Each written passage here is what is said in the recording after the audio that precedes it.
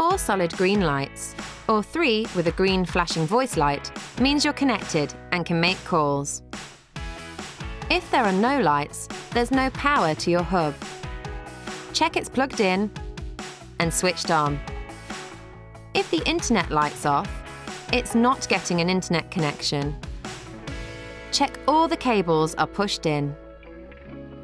To see if there's a problem in your area, go to servicestatus.sky.com on a phone or tablet.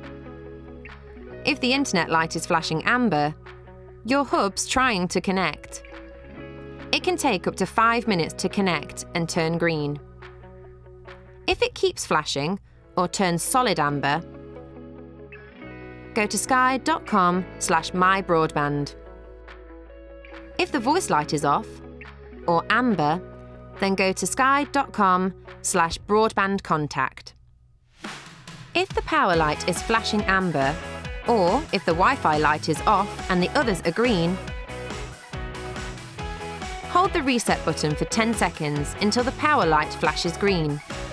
Your hub will go back to its original settings, including the password to the one on the back of your hub.